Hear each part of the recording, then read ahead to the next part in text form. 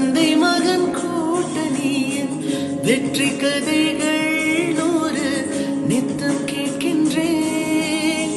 சிங்கம் பெற்ற பிள்ளை என்று ஊரே சொல்லும் ஓசையோடு ஒய்யாரமாக ஓய்வெடுக்கின்றேன். அன்பை மற்றும் வள்ளி வீசும் தேடு அமைவது அழகே, அதிசயம் அற்புதம் அதுவே. அமைத்த புதல்வா